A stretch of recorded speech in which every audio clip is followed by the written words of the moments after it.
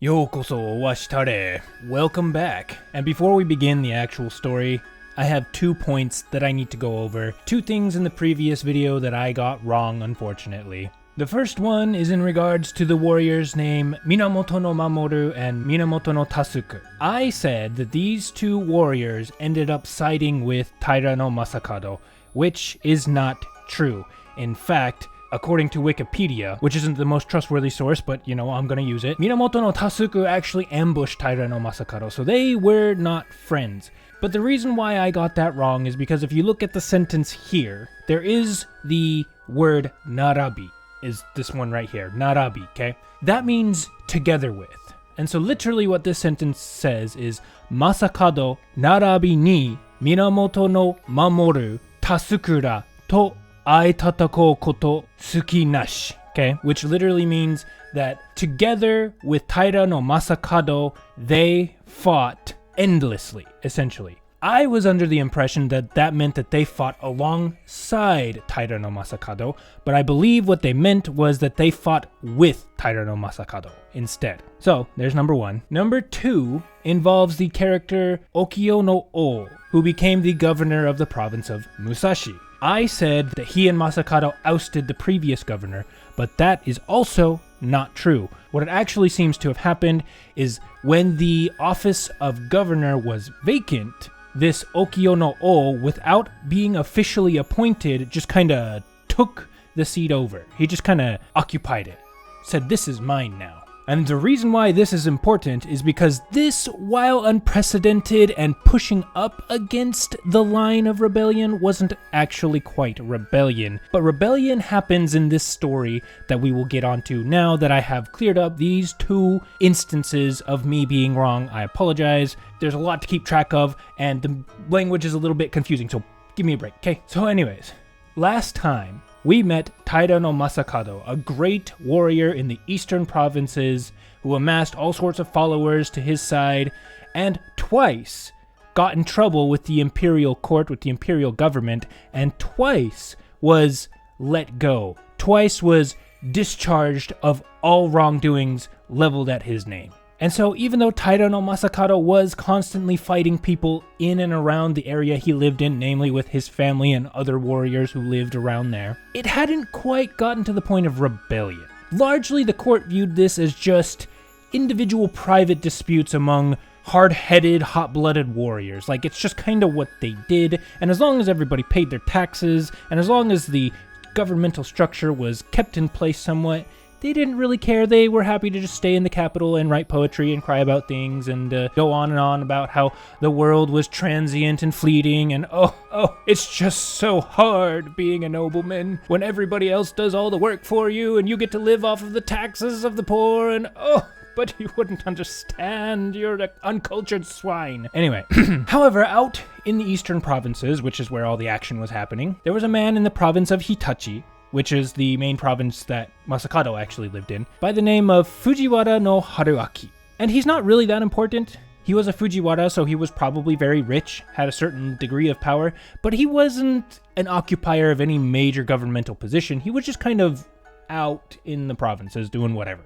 But he had a distant relation who was also out there, another Fujiwara man, Fujiwara no Korechiyo to be precise, who was the governor of Hitachi at the time. But despite being related, and despite sharing the same last name, these 2 men did not get along.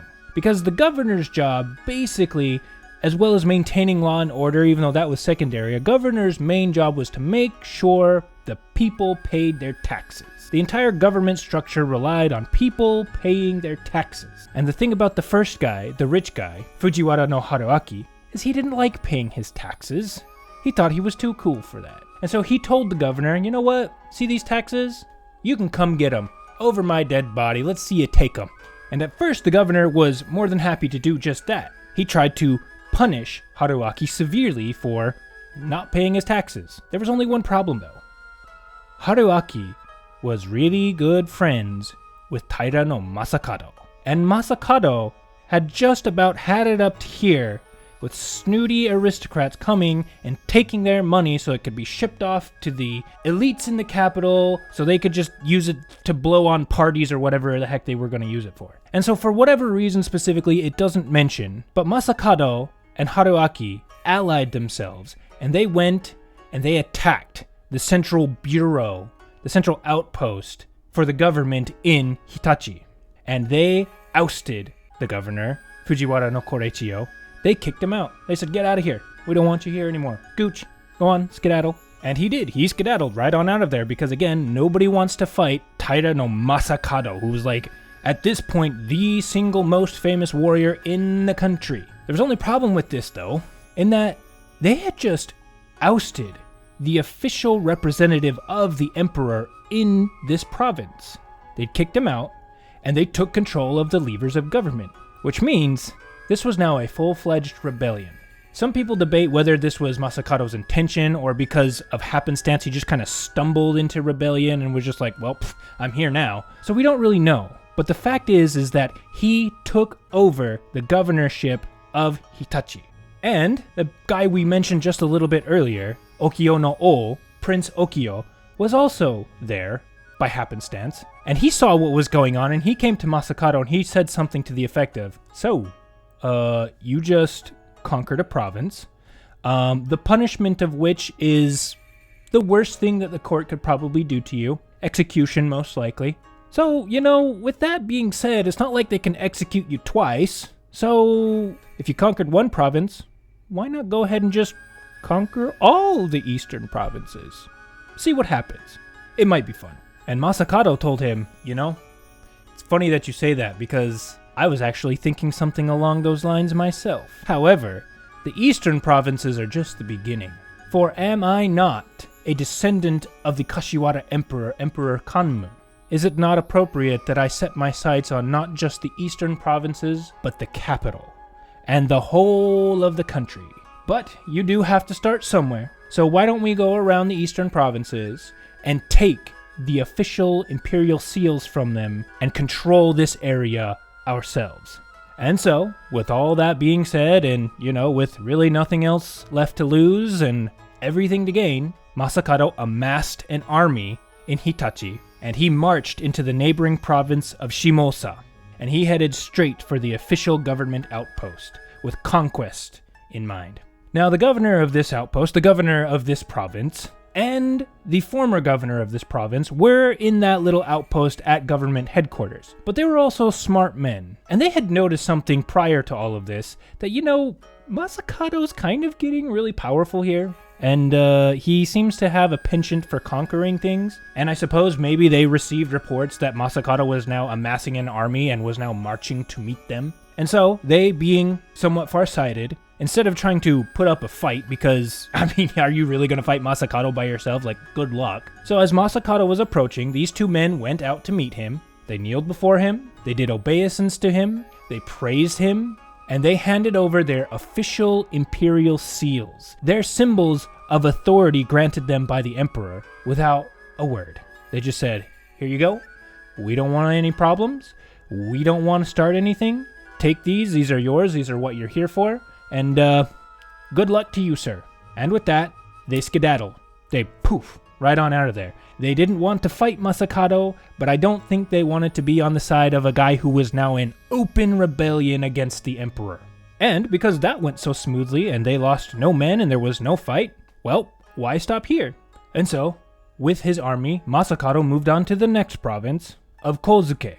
Now, the governor of Kozuke put up a little bit of a fight. Like, he didn't have an army, but he wasn't just going to hand over his official imperial seal. But again, when you've got an entire army at your back and they don't, well, you're not exactly going to be denied. And so, Masakado took the official imperial seal by force from that guy. He kicked him out, and he attached a retinue of escorts to this governor and sent him off to the capital. Look, he didn't kill him. He didn't execute him, he just said, get out of here, we don't want you here, and I will make sure you get to the capital safe and sound, where you could be with all the rest of your hoity-toity, elitist, aristocrat bros.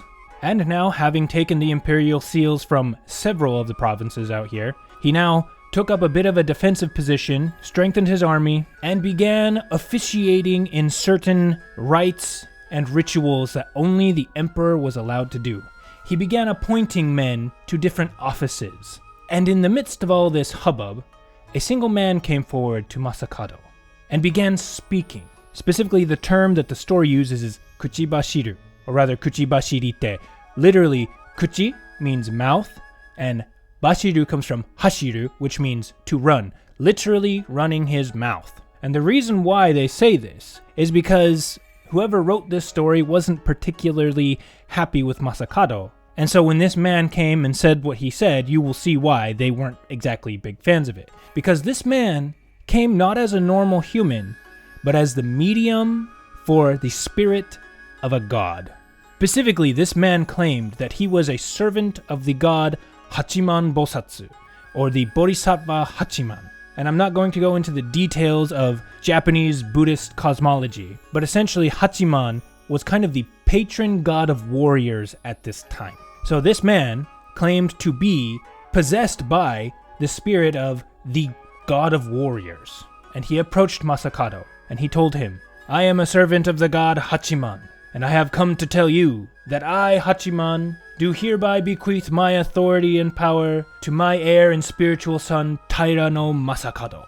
All you who are in attendance with him rejoice with song and dance, that I will see my will done through Masakado." And when Masakado heard this, he immediately fell to his knees and he paid obeisance to this man, and by extension, the god Hachiman.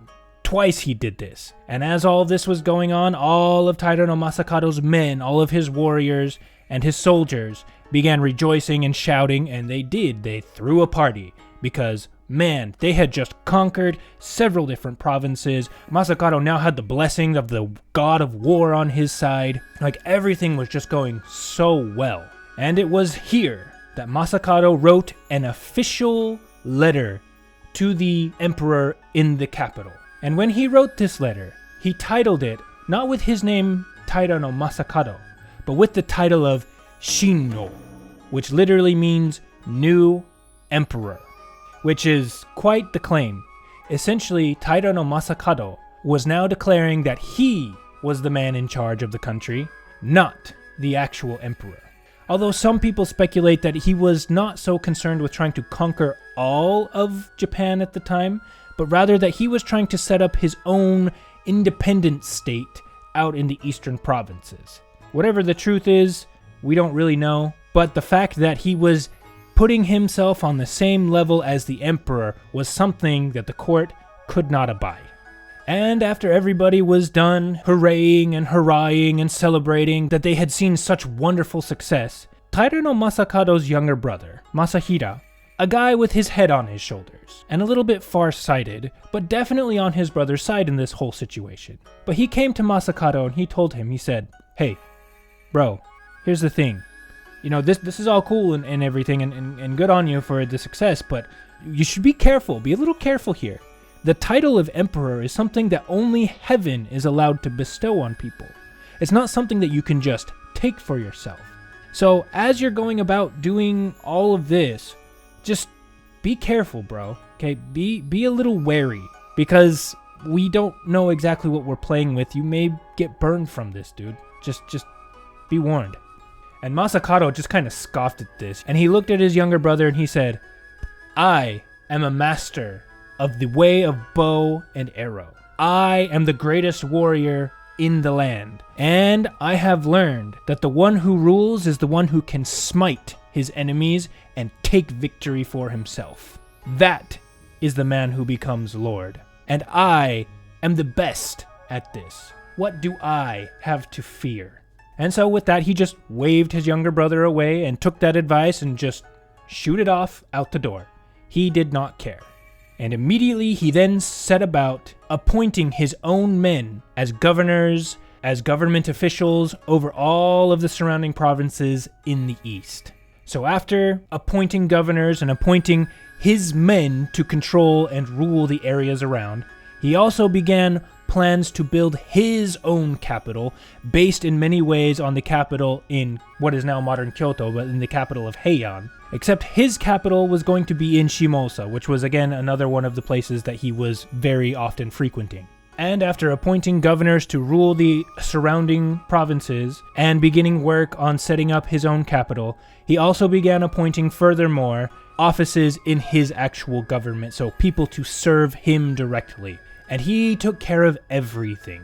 I won't go into all the little details because he's trying to effectively set up an entire government. There's many different aspects that go into setting up a government. But he did as many as he could think of, and he especially focused on those things that were thought to give the emperor legitimacy and power. Those things that at the time people thought, this is what emperors do. If you're an emperor and you want to have your own government, you gotta have X, Y, and Z.